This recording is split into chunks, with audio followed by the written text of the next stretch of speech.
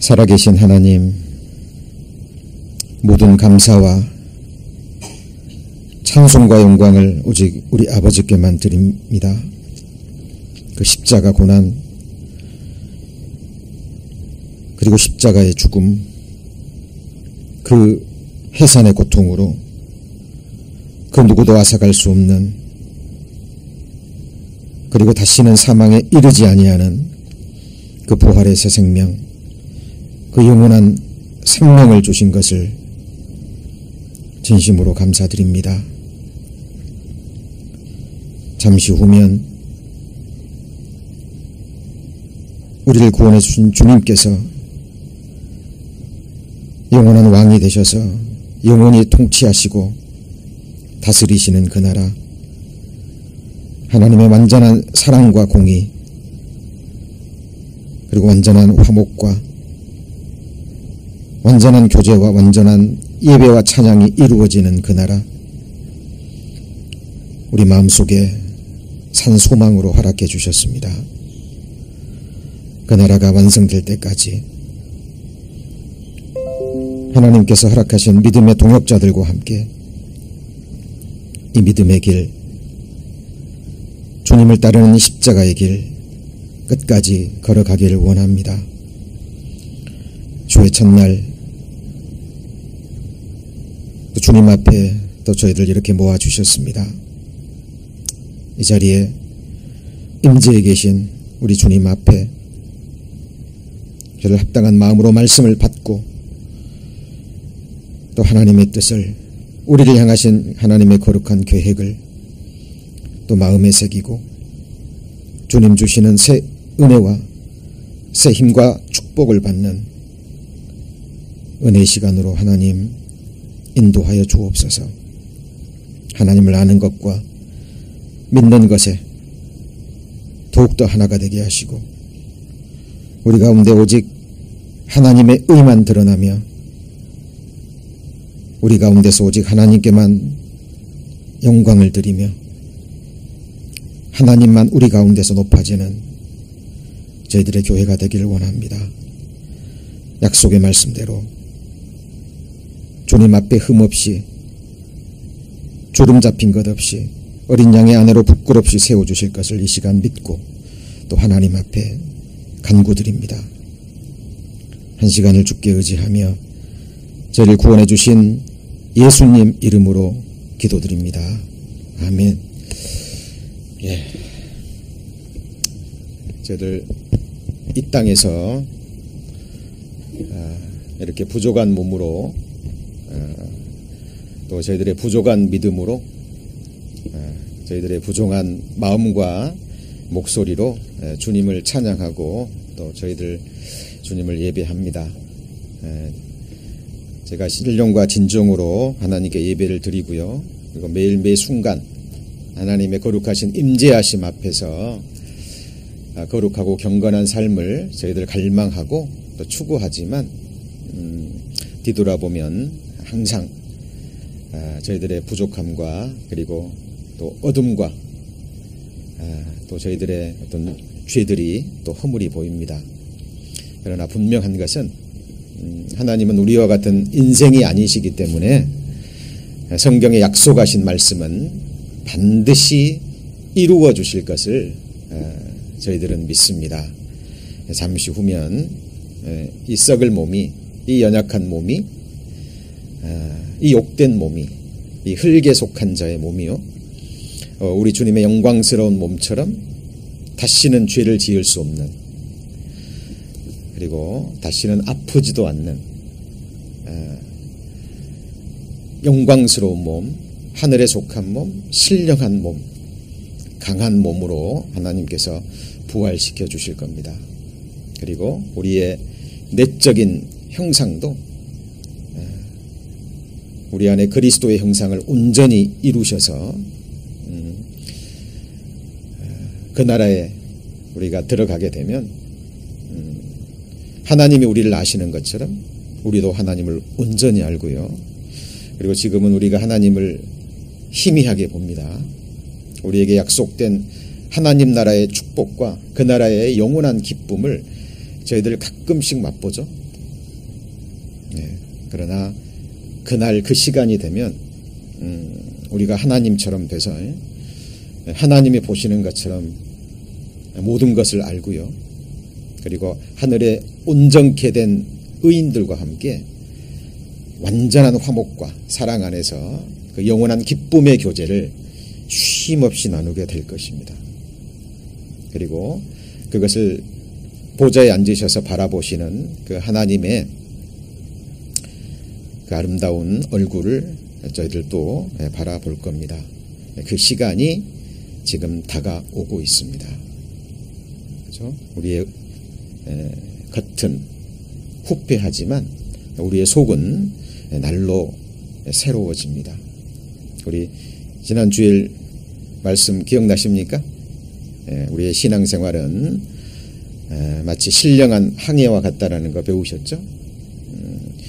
전능하신 주님께서 우리를 구원하시고요. 우리를 구원의 방주, 예수님의 방주에 태우셔서 예수님께서 친히 선장이 되셨죠. 그리고 지금도 우리에게 말씀하고 계십니다. 어디로 건너가자고요? 저편으로 건너가자. 때로는 우리가 이 세상 바다를 항해하기 때문에 광풍이 불기도 하고 또 그 광풍으로 인해서 물이 배 안으로 들어오기도 하지만 예수님의 방주는 결코 파손하지 않습니다. 성경에 기록된 대로 성령의 바람을 맞고요. 그렇죠? 하나님이 이끄시는 대로 이 구원의 방주는 흘러가서 결국 소원의 항구에 이르게 될 것입니다. 저들 그때까지 우리 사단의 그 괴계 알고 있잖아요.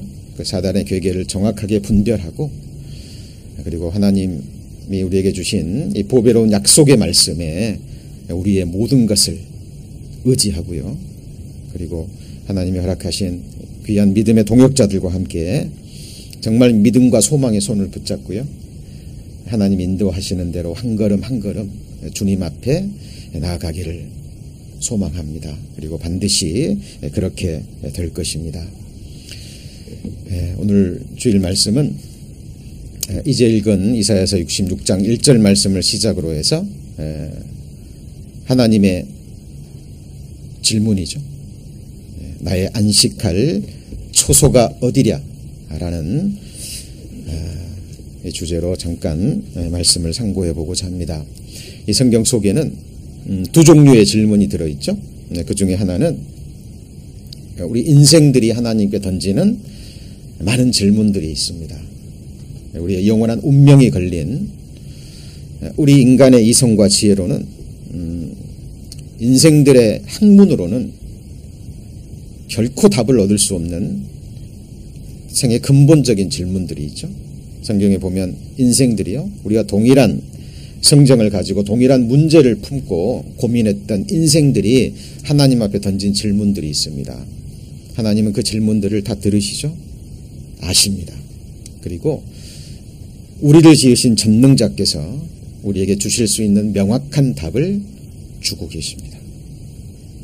그리고 성경에는 또 하나의 질문이 있는데 그것은 바로 우리를 지으신 하나님께서 또 우리를 구원해 주신 주님께서 우리 인생들에게 던진 많은 질문들이 있습니다.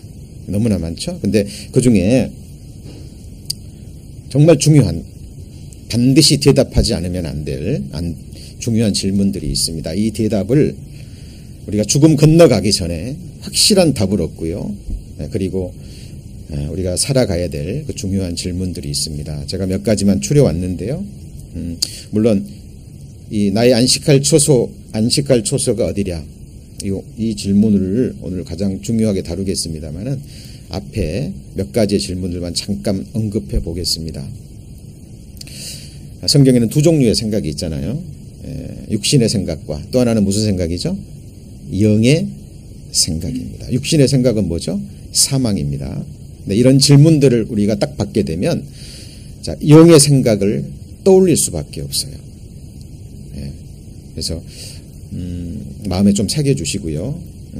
알고 있는 답이라 할지라도 우리가 계속 하나님 앞에 우리의 입술뿐만 아니라 우리의 마음으로 삶으로 하나님 앞에 이 질문에 답하며 살아가는 저희들이 됐으면 좋겠습니다.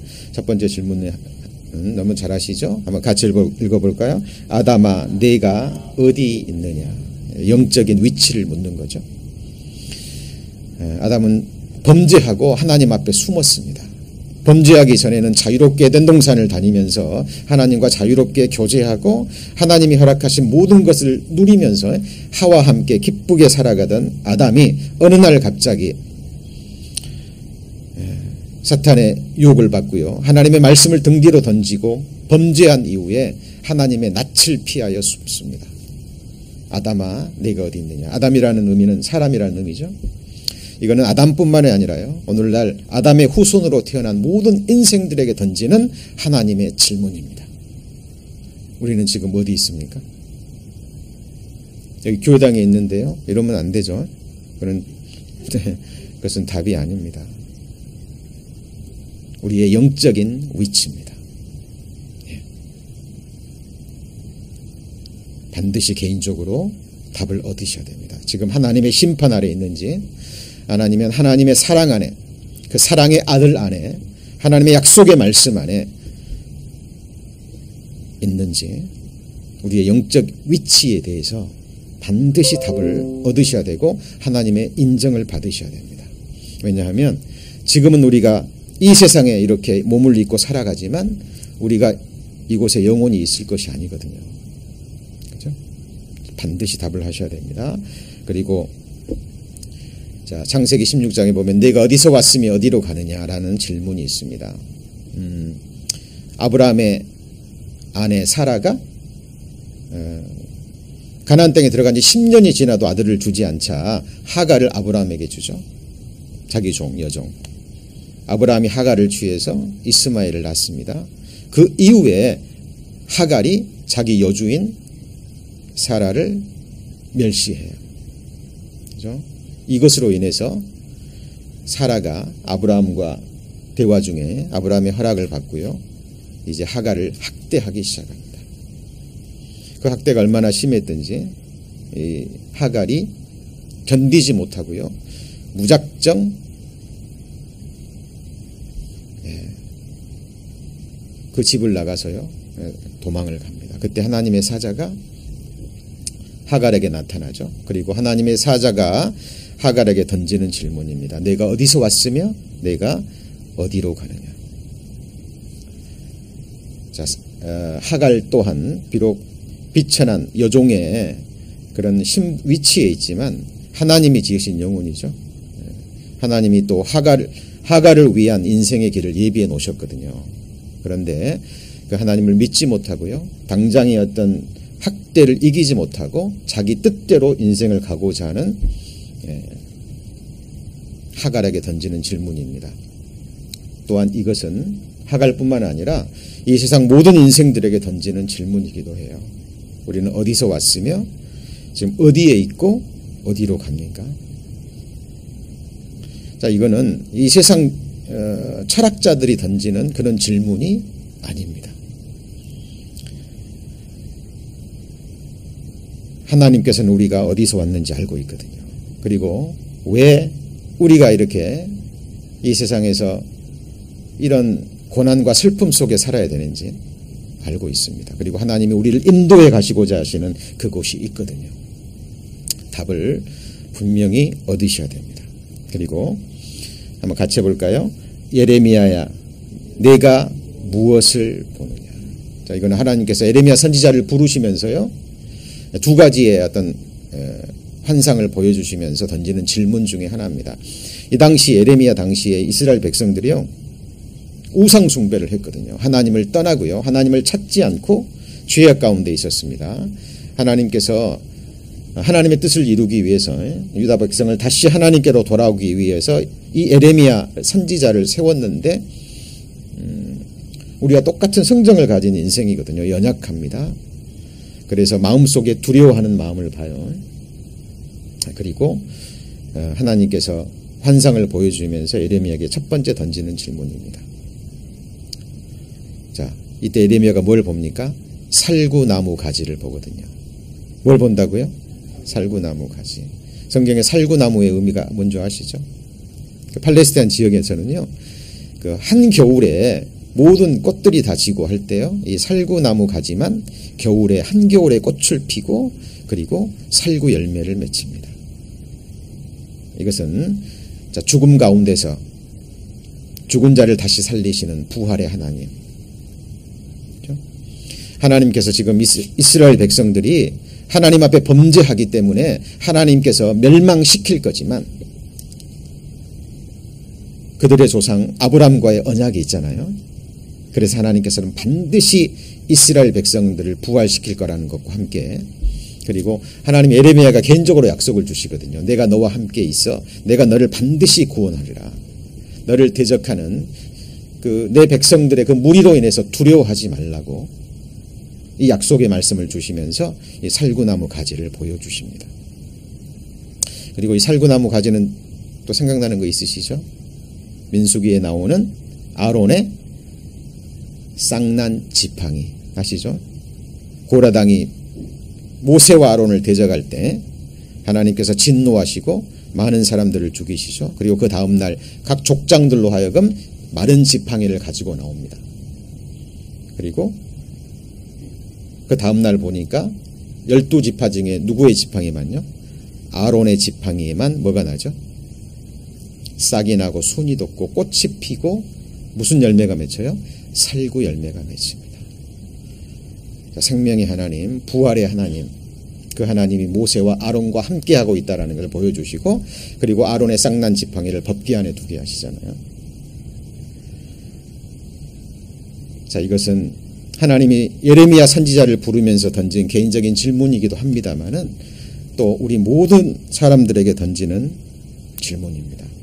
우리는 이 세상에 태어나서 죽음 건너갈 때까지 우리는 무엇을 보고 가야 될까요? 무엇을 보고 계십니까? 저도 어저께인가 들었습니다. 한국에서는요, 횡단보도 같은 곳에 바닥에다가요 표시를 해놨답니다. 이유가 뭘까요? 사람들이 다 지나가면서 뭐 보고 가요? 그 스마트폰을 보고 가고요. 횡단보도 앞에서도 자 이거 보고 있답니다. 그래서 바닥에 그런 표지판들이 많이 세워놨대요. 하나님께서 우리에게 오감을 주셨습니다. 그렇죠? 특히 눈은 너무 중요하죠. 하나님이 왜 눈을 주셨습니까? 봐야 될 것이 있거든요. 우리가 이 세상에 태어나서 죽음 건너갈 때까지 하나님이 주신 이 육신의 눈으로, 더 나아가서 하나님이 우리에게 주신 마음의 눈으로요, 믿음의 눈으로 반드시 봐야 될 것이 있습니다. 너무나 중요한 것. 우리는 지금 무엇을 보고 있나요? 사탄은 하나님을 바라보는 눈, 성경이 증거하는 예수 그리스도와 그분이 주신 약속의 말씀, 그리고 골로새서 3장에 보면 하나님께서 위의 것을 생각하라, 그 말은 바라보라 그 말이거든요. 믿음의 주여 온전케 하시는 예수님 바라보고요, 하나님 우리에게 약속해 주신 하늘에 썩지 않고 더럽지 않고 쇠하지 아니하는 그 영광스러운 기업을 바라보고 저희들 나아가야 되는데, 사탄이, 악한 영들이요 우리의 시선을 계속 빼앗습니다. 허탄한 것, 아무것도 아닌 것, 지나가는 것, 썩어질 것에 우리의 시선을 고정시키게 만들고요, 생명과 같은 우리의 시간을 허비하고 낭비하게 만듭니다. 우리 하나님 앞에 정말 이 대답해야 됩니다. 우리는 무엇을 봅니까? 그리고 마태복음 16장에 보면 예수님이 제자들에게 물어보죠. 너희는 나를 누구라 하느냐. 그렇죠? 성경이 증거하는 예수 그리스도. 자, 이거는 우리가 이론적으로 머리로 아는 지식적인 답을 말하는 것이 아닙니다. 그렇죠? 성경이 증거하는 예수 그리스도가 누구인지요, 우리는 우리의 마음으로, 우리의 삶으로 답할 수 있어야 돼요. 그리고 하나님이 그것을 보십니다. 그렇죠? 한번 마음으로 대답해 보시죠. 지금 예수 그리스도를 누구라고 생각하십니까?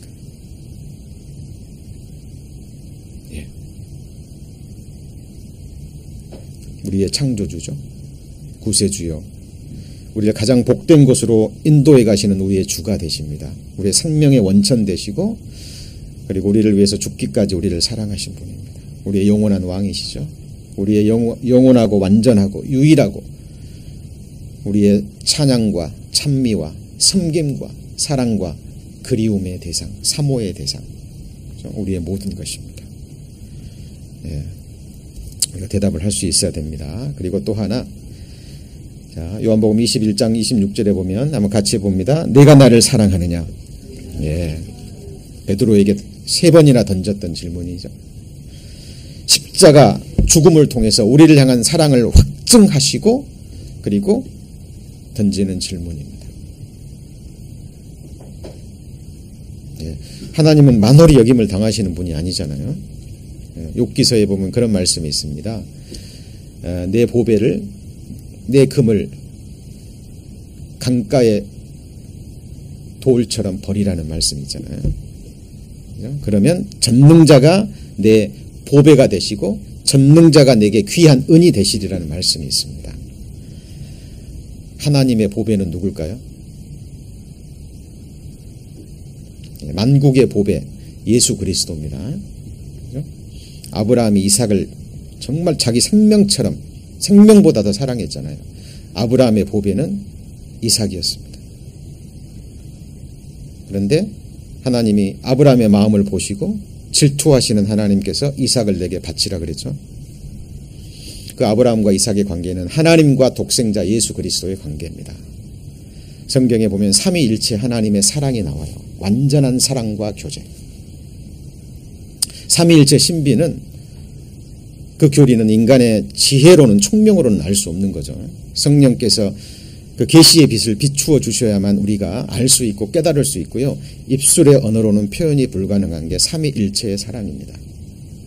그죠? 영원 전부터 완전한 삼위의 사랑, 성경에 여러 모습으로 예시되어 있죠. 그런데 아버지 하나님께서, 성부 하나님께서 그 완전한 사랑이신 독생자 예수 그리스도를 십자가에 버리셨습니다. 누구를 위해서요? 네, 나를 위해서입니다. 그 사랑을 우리가 어떻게 말로 다 표현할 수 있을까요? 네. 하나님께서 세상을 이처럼 사랑하사 누구를 주셨어요? 독생자를 주셨으니. 네, 그 말씀은 인간의 언어로는 표현할 수 없고요, 또 해석할 수 없다라고 생각합니다. 하나님께서 자기의 생명보다 귀한 독생자를 버리셨습니다. 죽이셨죠. 이유는 단 한 가지, 나를 사랑하셔서. 하나님의 보배는 납니다. 그 사랑을 우리가 어떻게 다 표현할 수 있을까요? 그 사랑을 주시고 이제 우리에게 물어보십니다. 네가 나를 사랑하느냐? 네. 자, 이 외에도 성경에서는 우리 인생들에게 던지는 질문들이 많이 있습니다. 저는 기회가 될 때마다요, 노트에 기록해 놓고 또 기도할 때마다, 묵상할 때마다 되새기고 또 되새깁니다.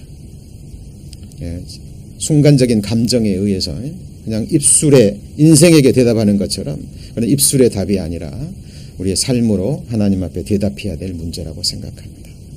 예. 그리고 오늘 나머지 시간 배우게 될 정말 중요한 질문이 있습니다. 한번 같이 해보실까요? 나의 안식할 처소가 어디랴? 예.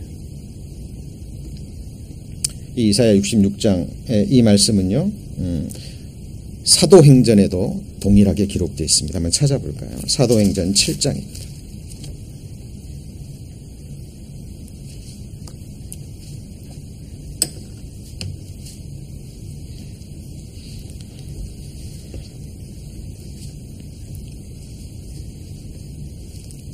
사도행전 7장 46절, 다윗이 199페이지입니다. 7장 46절, 다윗이 하나님 앞에서 은혜를 받아 야곱의 집을 위하여, 같이 읽어볼까요? 하나님의 처소를 준비케 하여 달라 하더니. 여기 보면 하나님의 처소가 나오죠. 솔로몬이 그를 위하여 집을 지었느니라. 그러나 지극히 높으신 이는 손으로 지은 곳에 계시지 아니하시나니 선지자의 말한 바. 이사야 선지자죠. 주께서 가라사대 하늘은 나의 보좌요 땅은 나의 발등상이니 너희가 나를 위하여 무슨 집을 짓겠으며, 같이 읽습니다. 나의 안식할 처소가 어디뇨.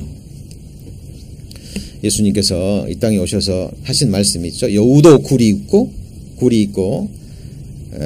공중의 새도 거처가 있지만 인자는 뭐 할 것이 없어요? 머리 둘 곳이 없다라는 말씀을 하셨습니다. 우리가 이 세상을 살아갈 때요, 중요한 것들이 많이 있습니다만은 그 중에 중요한 것이 한 가지가 뭐죠? 집입니다. 집. 우리가 삶을 영위하면서 가장 중요한 게 세 가지 있다 그러잖아요. 의, 식, 그 다음 뭐예요? 주.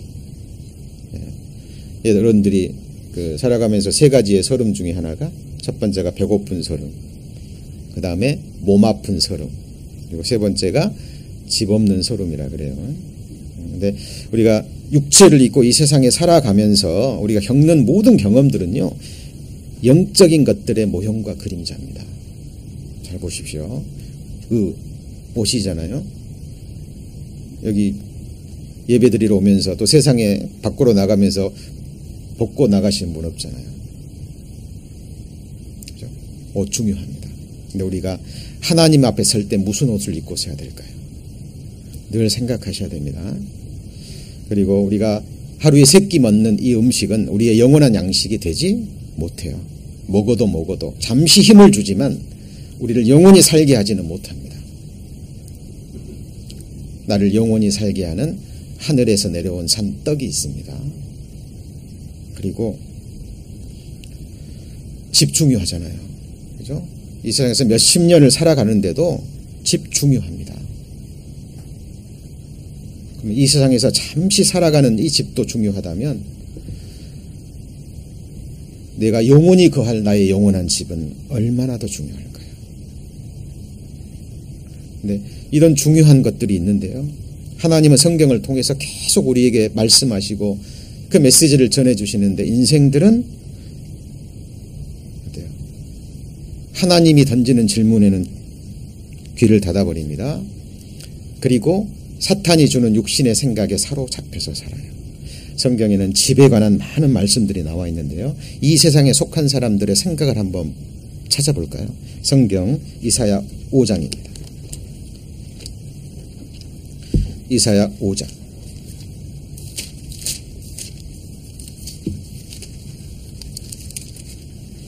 이사야 5장 8절.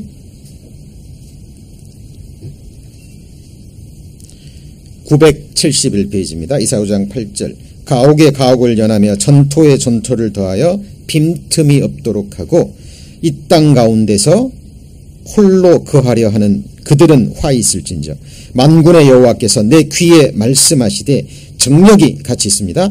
허다한 가옥이 황폐하리니 크고 아름다울지라도 거할 자가 없을 것이며.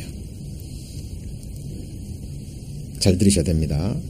이 당시에도요, 이사야 선지자 당시에도 부자들 가옥에 가옥을 더하고 전토에 전토를 더해서 이 땅에 홀로 거하려 하는 자들은 있었습니다. 성경 다른 곳에 보면 날마다 연애를 베풀고요, 아침부터 독주를 따라가며 인생을 즐기지만 하나님과 하나님의 행하시는 일에는 전혀 관심이 없어요. 이 사람들의 마지막 운명이 누가복음 16장에 부자와 나사로의 그 이야기를 통해서 나타나 있잖아요. 근데 하나님이 말씀하십니다. 여기 보세요. 정령이 허다한 과옥이 황폐하고 아무리 아름다울지라도 거할 자가 있다고요? 없을 것이다.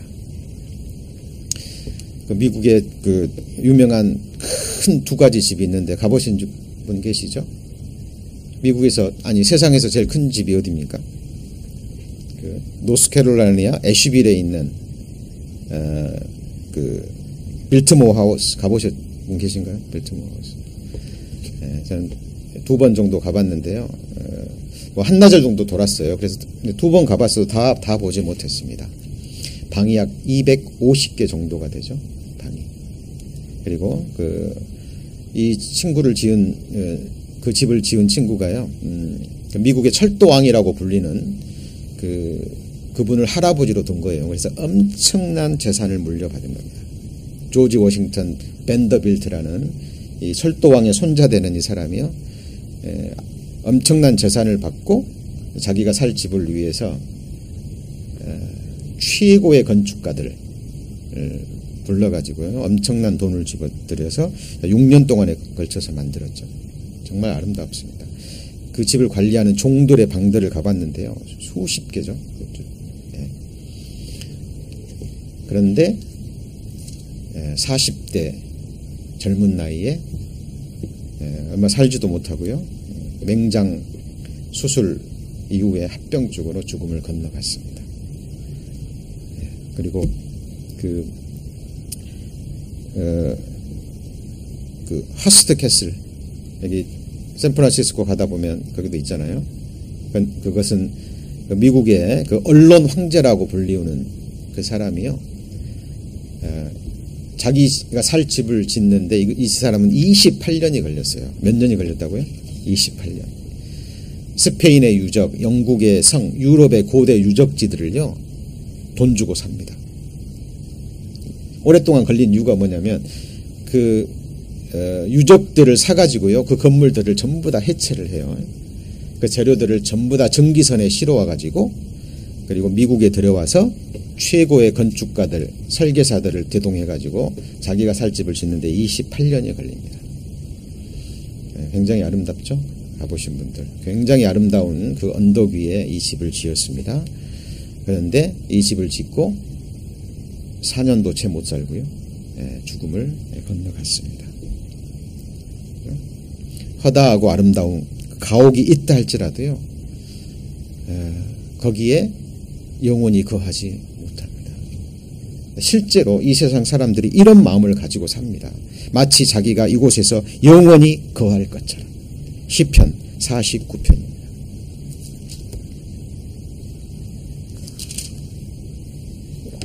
시편 49편 11절.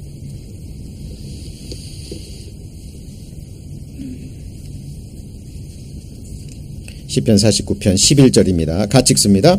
저희의 속 생각에 그 집이 영영이 있고 그 거처가 대대에 미치리라 하여 그 전지를 자기 이름으로 칭하도다.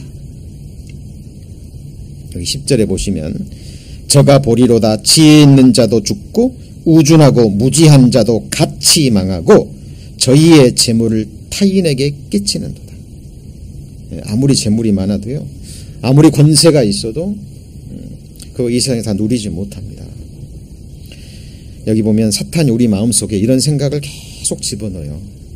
우리는 계속 날마다 이 세상 사람들의 죽음의 소식, 사건, 사고 소식을 듣습니다. 그죠? 그런데 나는 그런 사고를 안 당할 것 같아요. 그죠?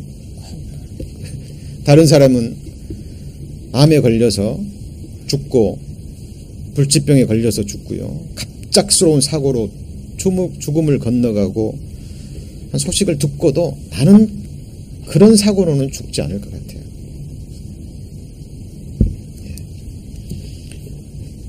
죽는 것은 순서가 없습니다. 가장 확실한 것은 우리의 죽음이지만 가장 불확실한 것이 내 죽음의 순간이에요. 나의 죽고 사는 것, 흥하고 만항하는 것, 모든 것을 주장하고 계시는 분은 하나님이십니다. 하나님이 아직도 우리에게 생을 허락하신 이유는 이 땅에 살아야 될, 아직도 존재해야 될 분명한 이유가 있고요, 우리가 오늘 배우는 이 하나님의 질문에 대해서 아직도 하나님께서 우리의 답을 기다리고 계시기 때문일지도 모릅니다. 사탄이 마음속에 생각을 집어넣는 거예요. 저희의 속 생각에 그 집이 영영이 있고 그 거처가 대대에 미치리라. 그래서 그 전지를 자기 이름으로 칭하도다 그랬죠. 근데 문제는 여기 있는 겁니다. 12절 같이 읽습니다. 사람은 종기 하나 장구치 못하며 멸망하는 짐승과 같도다. 살아있을 때, 기회가 있을 때 이 문제들을 해결하지 않으면 우리는 정말 당황하게 될 겁니다. 그렇죠? 성경에 우리가 영원히 거해야 될 영원한 거처도 나옵니다. 그렇지만 또 우리를 지으신 하나님께서 영원히 거하실 거처가 성경에 기록되어 있습니다. 자, 이것을 그냥 머리로가 아니라요. 하나님의 말씀을 통해서 또 여기 그랬잖아요. 종기에 처하나 깨닫지 못하는 자는 멸망하는 짐승 같다 그랬죠. 하나님의 말씀을 통해서 분명한 하나님의 답을 얻으셔야 됩니다. 자, 집에 있어서 가장 중요한 게 뭔가요? 뭐죠? 그것은 바로 기초입니다. 기초. 그죠? 기초 다음에 중요한 게 뭐죠? 건물의 구조. 다시 말하면 뼈대입니다. 뼈대. 이 세상의 건물들도요, 이 기초가 튼튼하지 않고 뼈대가 튼튼하지 않으면 지진이 나거나 어떤 문제가 일어나면요, 어때요? 금방 그 건물이 무너져 버립니다. 그 일본의 동경에 있는 유명한 호텔, 임페리얼 호텔이라고 있습니다. 미국의 유명한 설계자가 그 오너의 부탁을 받고요, 그 호텔을 지었는데, 잘 아시잖아요. 일본에서는, 동경에서는 지진이 굉장히 많이 일어납니다. 그래서 어떤 건물을 질 때도요, 지진에 대비해서 튼튼하게 짓거든요. 근데 1952년에 동경 대지진이 일어났을 때 동경 시내에 높은 건물들, 특히 호텔들은요, 거의 다 무너졌습니다. 일본 건축가들이 잘 짓거든요, 건물을. 지진이 자주, 큰 지진이 많이 일어나기 때문에 그 지진에 대비해서 튼튼하게 지었음에도 불구하고 그런 고층 건물 호텔들은 거의 다 무너졌거든요. 워낙 크게 일어났기 때문에. 그런데 이 임페리얼 호텔만이요, 유리창 5개만 깨지는.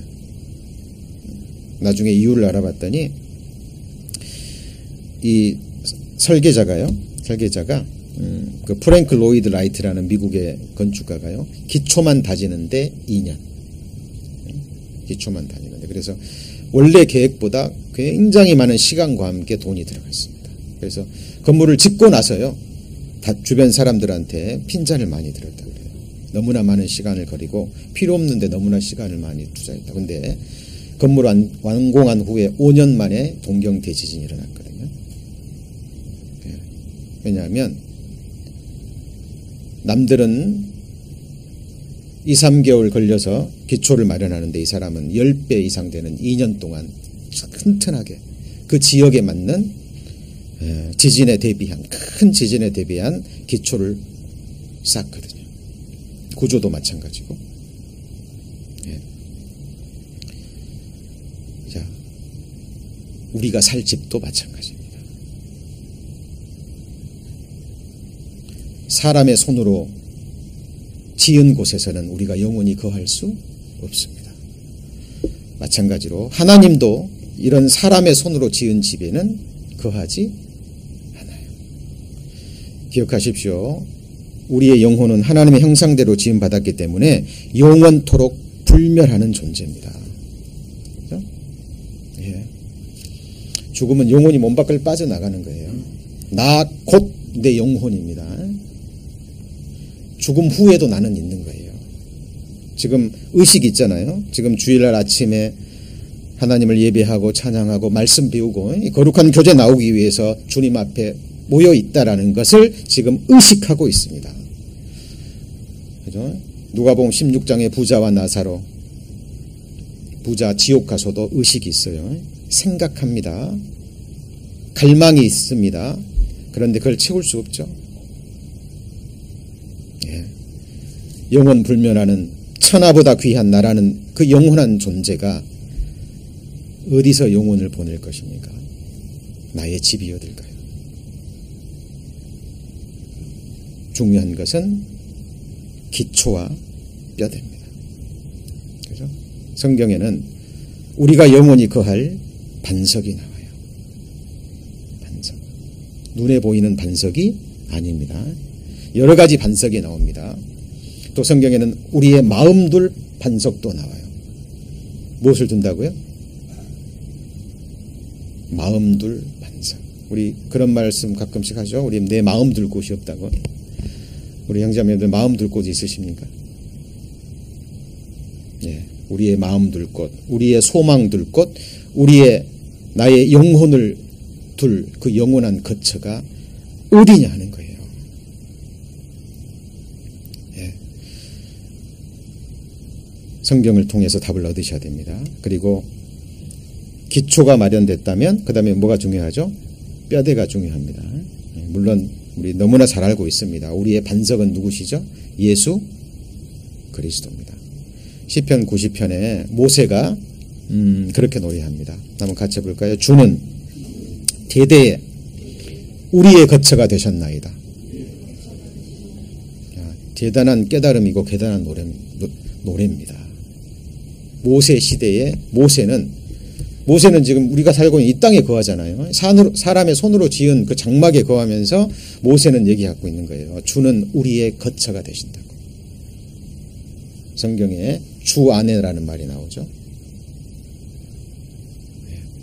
우리가 영원히 거할 곳이 어딘지 항상 생각하셔야 됩니다. 그리고 집은 기초도 중요합니다만 그 다음에 뭐가 중요합니까? 뼈대가 중요합니다. 뼈대. 성경에 보면 요한복음에 보면 예수님께서요 십자가에 달려 죽으실 때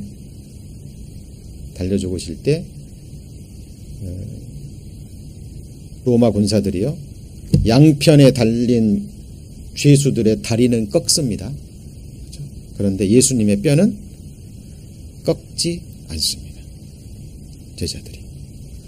왜 그럴까요?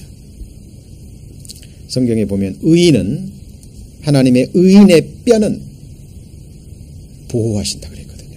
뭘 보호하신다고요? 의인의 뼈. 자, 의인은 없나니 하나도 없습니다. 의인 되시는 사람이 되신 예수님의 뼈는 예수님께서 보호하셨습니다.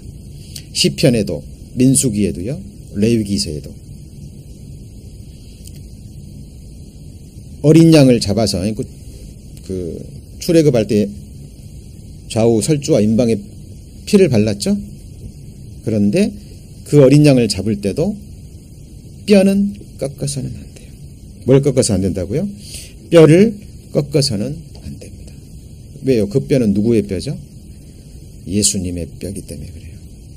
그 뼈는 구조를 이루고 있고 골격을 이루고 있습니다. 예수님의 생각, 하나님의 생각이 있거든요. 그죠? 우리를 향하신 하나님의 뜻이 있습니다. 그죠?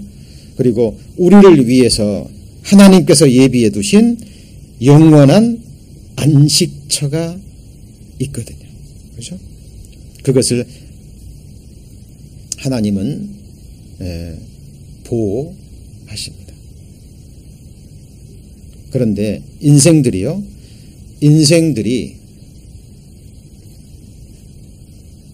자기의 잘못된 생각으로, 육신의 생각으로, 그리고 거짓 교사들을 통해서 성경과 다른 가르침들을 받고요, 잘못된 생각들을 가지고 있습니다. 그것이 바로 우리 인생들이 가지고 있는 인생들의 뼈예요. 그것은 어떻게 됩니까? 그것은 꺾어져야 돼요. 우리 시편 51편입니다. 시편 51편.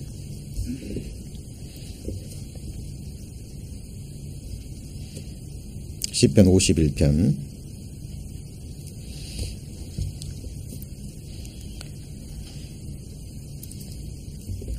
8절입니다.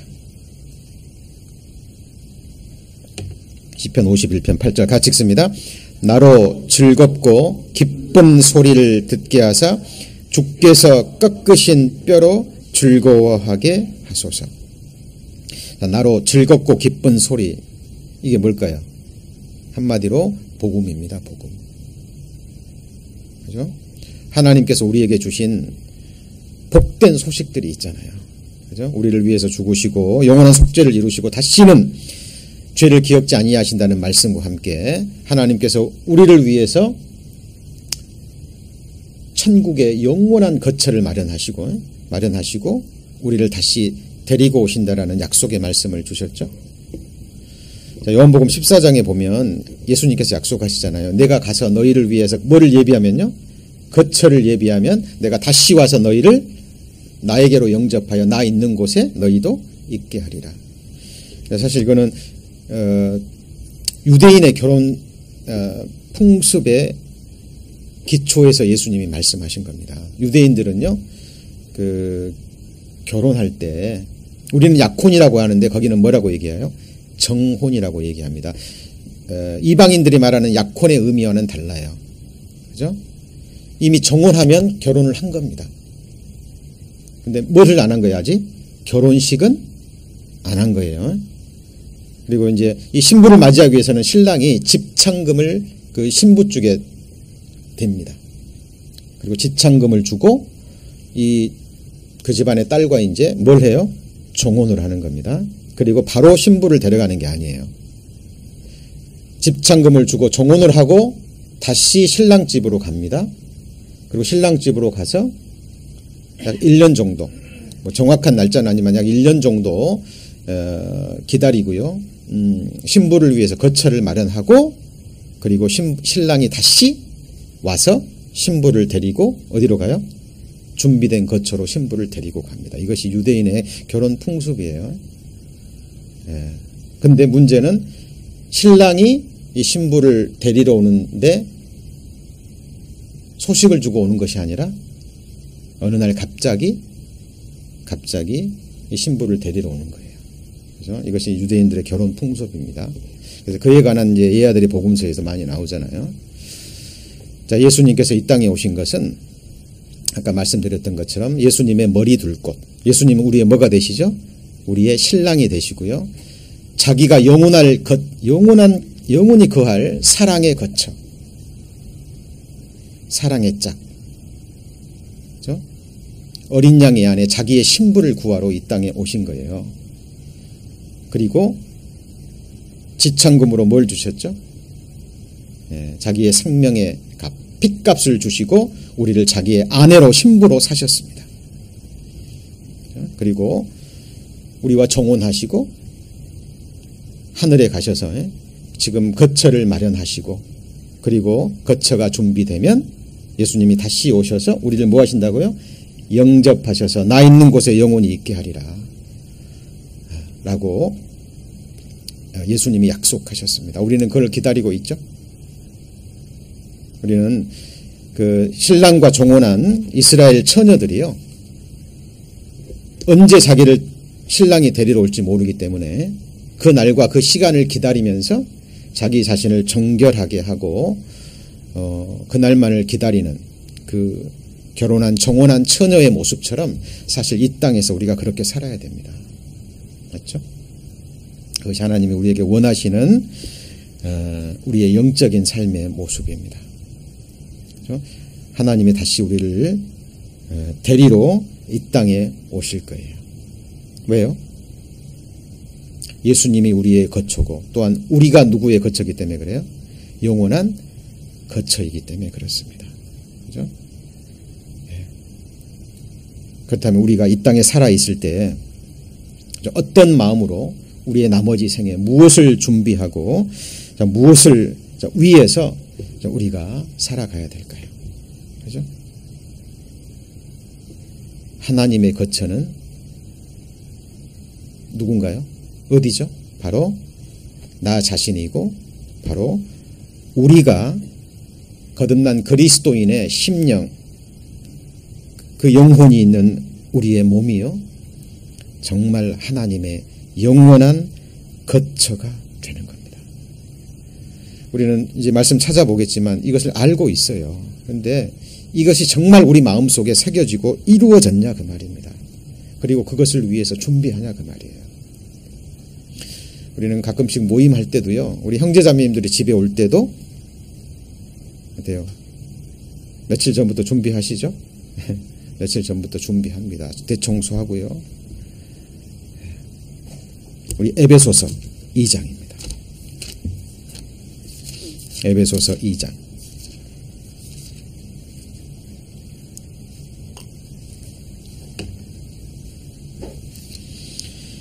에베소서 2장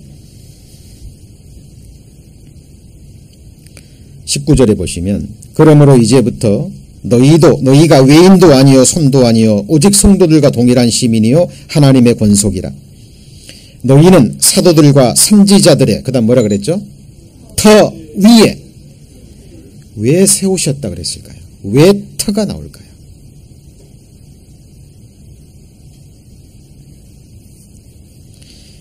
그리스도 예수께서 친히 뭐가 되셨죠? 모퉁이 돌이 되셨느니라. 그의 안에서 건물마다, 그러니까 우리 한 영혼 한 영혼이요 하나님이 거하실 한 건물입니다. 빌딩. 서로 연결하여 주 안에서 성전이 되어가고 너희도 성령 안에서 같이 읽습니다. 하나님의 거하실 처소가 되기 위하여 예수 안에서 함께 지어져 가느니라. 하나님은 손으로 지은 막 화려한 그런 보석으로 지은 그런 전에 거하지 않는다니까. 정말 하나님을 알고요. 하나님을 아는 지식에서 자라가잖아요. 그러면 하나님의 영광을 인정하는 삶으로 바뀝니다. 하나님의 영광만을 추구하는 삶으로. 내가 하나님을 아는 지식에서 자라갔습니다. 그것이 올바른 지식이라고 알 수 있는 방법이 몇 가지가 있는데 그 중에 하나가 겸손해지는 겁니다. 하나님과 사람 앞에서. 그리고 또 하나는요. 하나님을 아는 지식에서 자라갔습니다. 하나님의 영광만을 위해서 살고자 하는 마음의 중심에서 올라온다면, 그리고 그 삶으로 이어진다면 그 지식은 진짜 지식입니다. 그래서 물이 바다를 덮음같이 여호와를 아는 지식이 충만해지면 물이 바다를 덮음같이 여호와의 영광을 인정하는 것이 가득해집니다. 누가 하나님을 아냐 그 말이에요. 누가 하나님을 영원히 경외하고 섬기고 찬양하기를 원할까요? 누가요? 예. 주님의 십자가의 사랑을 받은 거듭난 그리스도인들, 영원한 하나님의 백성들, 그들이요 마음의 중심에서, 아니 영원토록 하나님을 영원히 경외하고 사랑하고 섬기기를 갈망합니다. 그 갈망이 없다면 그리스도인이 아닙니다. 예. 그곳이 바로 하나님이 영원히 거할, 영원히 안식할 처소가 되는 거예요. 하나님은 그곳에서 원하십니다. 그곳에서 영원히 쉬기를 원하시고 안식하기를 원하셔요. 그것을 위해서 우리를 창조하시고 구원하시고, 그리고 아직도 우리 이 세상에 남겨두신 이유입니다. 하나님이 거하실 영원한 하늘 예루살렘이 세워지는 그 순간까지. 베드로전서 2장입니다. 베드로전서 2장 5절.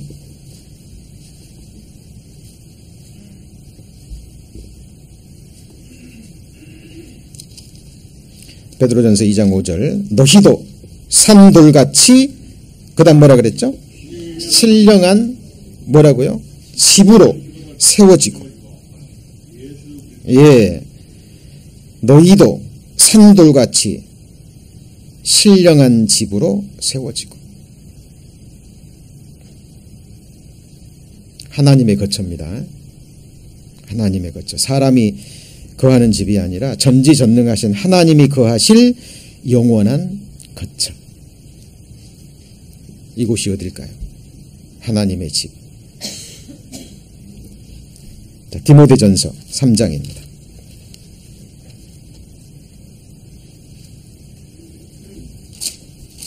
디모데전서 3장 15절입니다.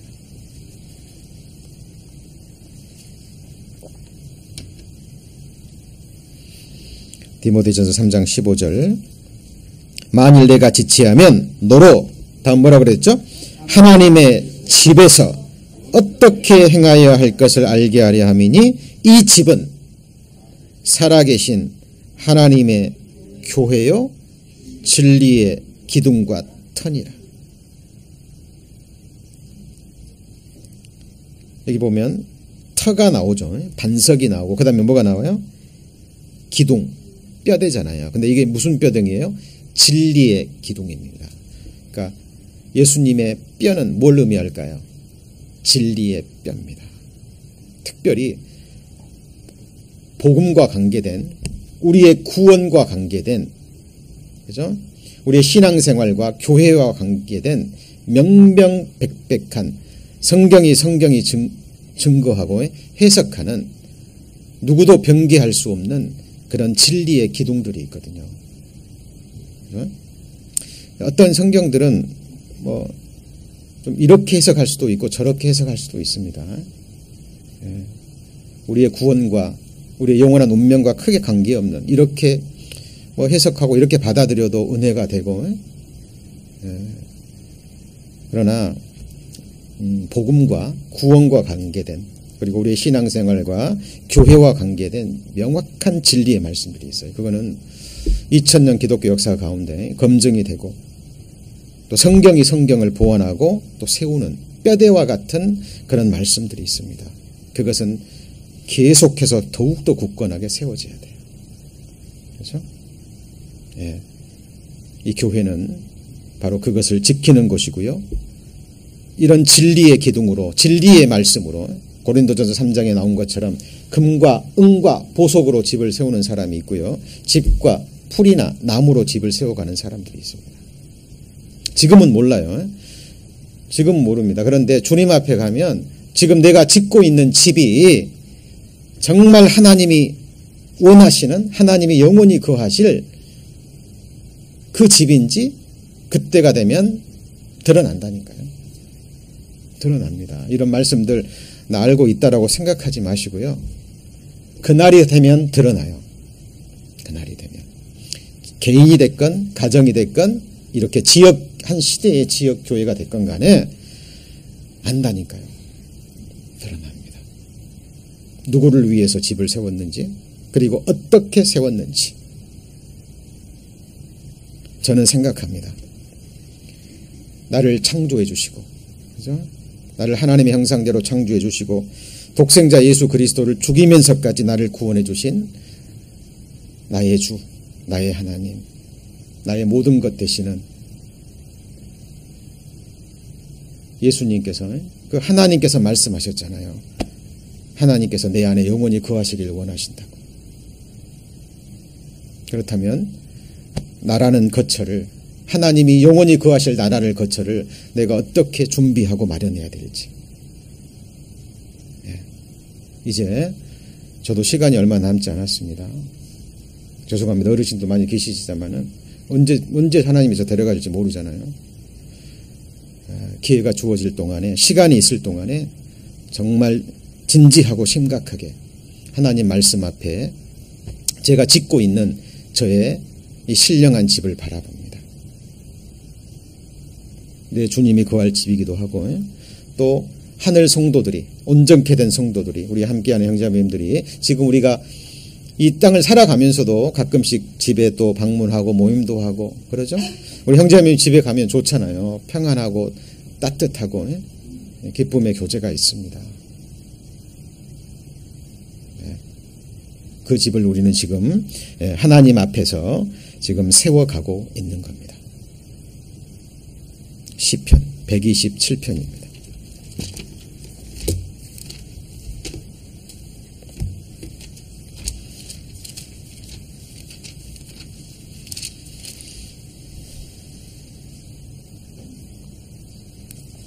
시편 127편 897페이지. 여호와께서 뭘 세우지 아니하면요, 집을 세우지 아니하시면 세우는 자의 수고가 헛되며. 자, 집을 세우는 자의 수고가 있어야 됩니다. 그런데 결국 하나님이 그 집을 세워주셔야 돼요. 맞죠? 하나님의 집인 교회를 세우는 우리의 희생과 수고 반드시 필요합니다.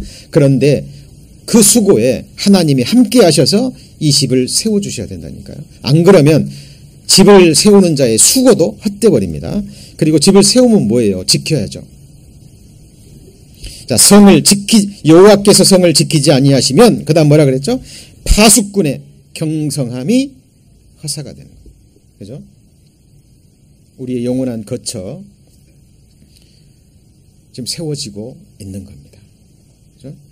여기에 우리가 얼마만큼 마음을 다하고 우리가 헌신하고 또 충성하는지. 구약시대 보세요. 모세부터 성막부터 비롯해가지고요. 바벨론 포로 시대 이후까지 계속해서 이스라엘 민족의 중심은 항상 성전의 역사입니다.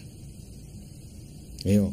그곳에 하나님이 거하시고 그곳에서 하나님께 드릴 예배와 찬양과 제사가 있고 이스라엘 백성들은 그 소중함을 아는 거예요.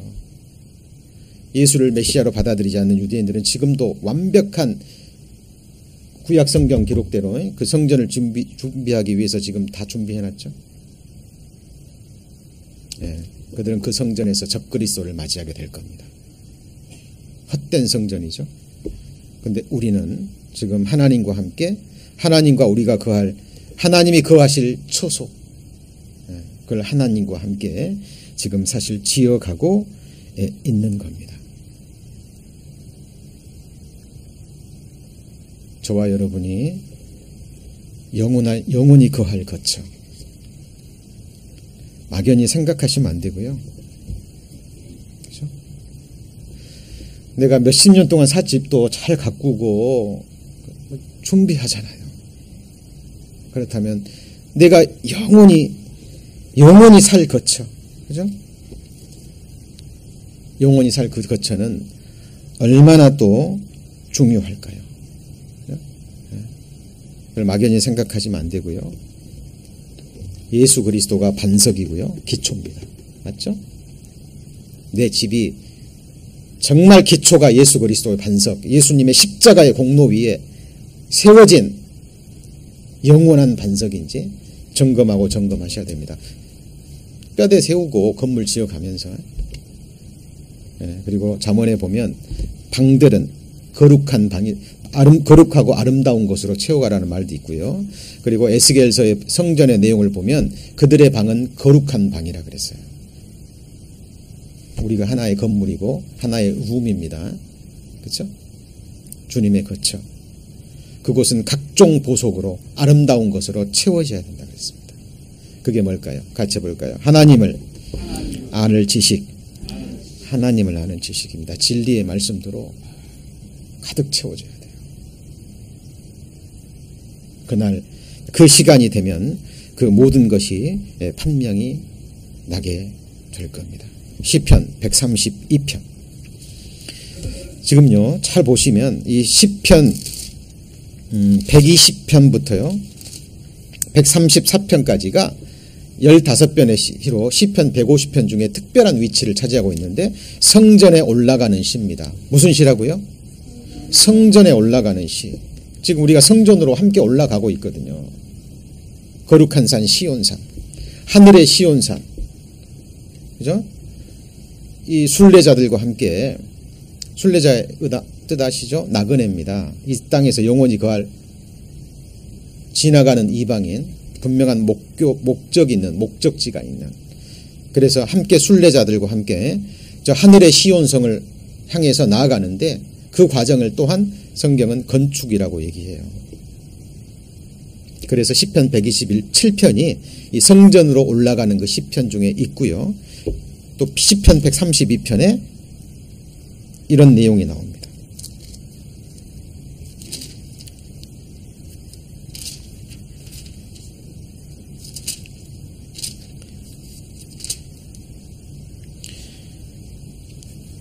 거기 보시면 132편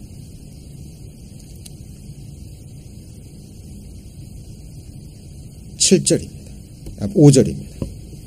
시편 132편 5절 같이 읽습니다. 여호와의 처소 곧 야곱의 전능자의 성막을 발견하기까지 하리라 하였나이다. 잘 보세요. 이게 그냥 읽고 지나가지 마시고요. 할 수만 있다면 집에 가셔서 붙들고 밤을 한번 세워 보십시오. 여기 보시면 132편 2절에 내가 실로 나의 거하는 장막에 뭐라고요? 들어가지 아니하며 내 침상에 오르지 아니하며 내 눈으로 잠들게 아니하며 내 눈꺼풀로 졸게 아니하기를. 왜요?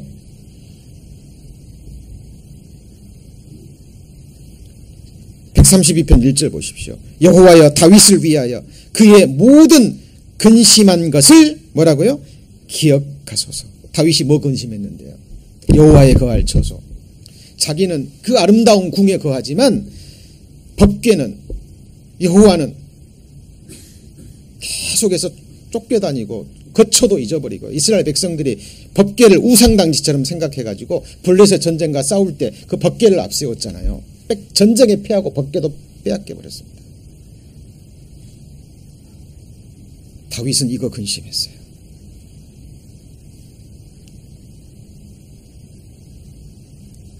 우리는 뭘 근심해야 될까요?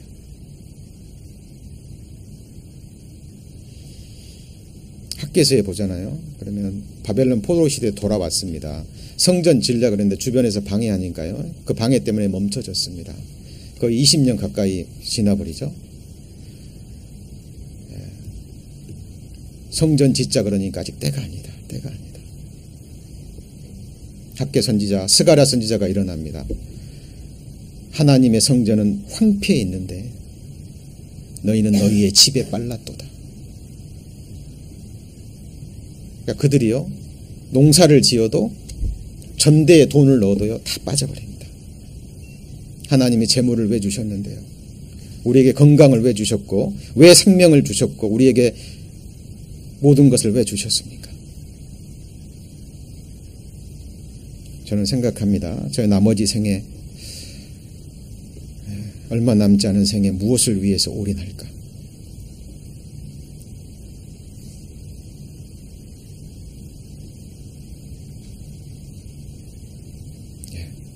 개인적으로 정말 답을 얻었으면 좋겠습니다. 다윗은요, 그리고 이 시편 132편 기자는 눈에 보이는 그 자기 장막에, 그 편안한 침소에 오르지 않겠다 그랬습니다. 눈은 졸리는데요 잠들지 않겠다 그랬어요. 이유는요, 5절 같이 읽습니다. 여호와의 뭐라고요? 처소, 야곱의 전능자의 뭐요? 성막을 뭐 하기까지요? 발견하기까지. 발견하셨습니까?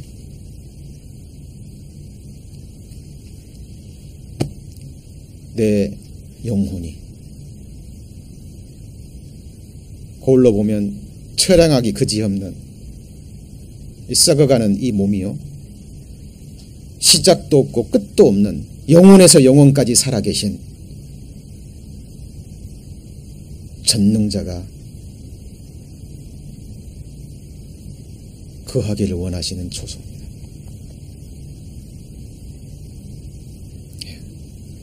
저는 발견했습니다. 물론 오래전에 발견했습니다.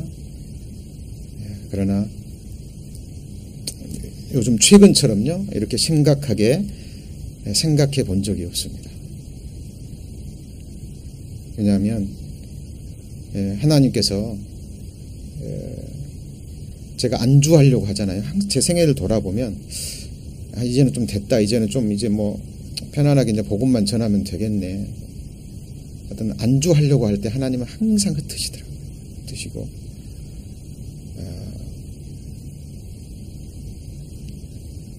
또 하나님이 깨달음을 주시고요. 또 멀리 가셔서 또 하나님 찾게 하시고 그러시는 것 같아요. 이제는 정말 주님 앞에까지 깨어있기를 원합니다. 그리고 지금의 내 고민이요, 내 갈망이 정말 성경과 맞는 것인지 항상 생각해 봅니다. 며칠 전에 이 말씀을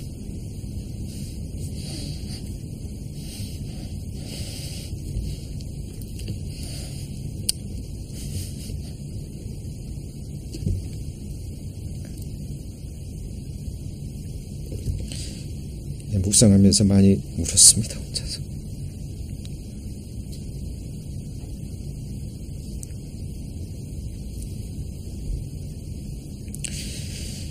저희도 정말 이 시편 기자의 이 마음이 저희들 함께 교회를 세워가는, 우리를 창조해 주시고 구원해 주신 우리 주님이 영원히 안식할 수 있는, 우리 통해서 마음껏 찬양 받으시고요.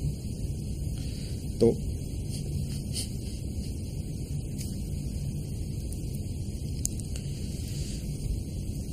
우리 안에서 기쁨을 누리실 수 있는 그런 교회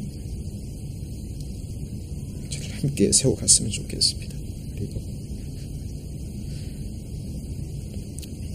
정말 사단은 이런 귀한 말씀들요, 이런 깨달음들 계속 우리가 이게 읽고 깨달을 때마다 감사하지만 또 시간 지나면 또 희미하게 만들어버리잖아요.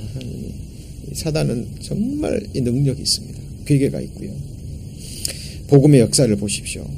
조금 복음의 역사 드러나고요. 복음의 역사가 일어나잖아요. 그러면 사탄은 그 무리들 중에 주님을 높이는 것이 아니라요, 사람을 높여버립니다. 사람에게 영광을 돌리게 만들고, 헤롯 왕이 정말 멋진 설교를 했을 때 사람들이 그러죠. 이거는 사람의 소리가 아니라 누구 소리라고요? 신의 소리라. 그때 헤롯이 자기가 영광을 받았으면 그건 누구한테 돌려야 되나요? 하나님께 돌려야 되는데 그 영광을 자기가 취함으로 벌레의 충을 먹어서 그 자리에서 죽습니다. 하나님은 하나님의 영광을 위해서 우리를 창조하시고요, 하나님의 영광을 위해서 우리를 구원하시고 하나님의 영광을 위해서 독생자를 주셨습니다.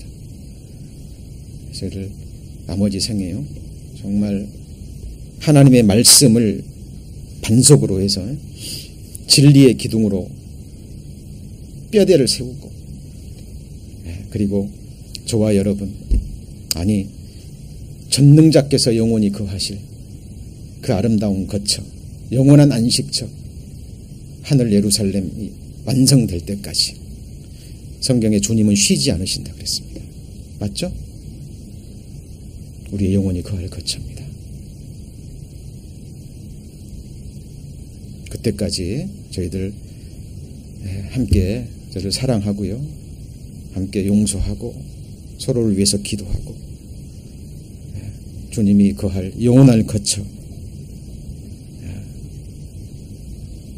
완성될 때까지 함께 동역하는 저희들 되기를 주님의 이름으로 소망합니다.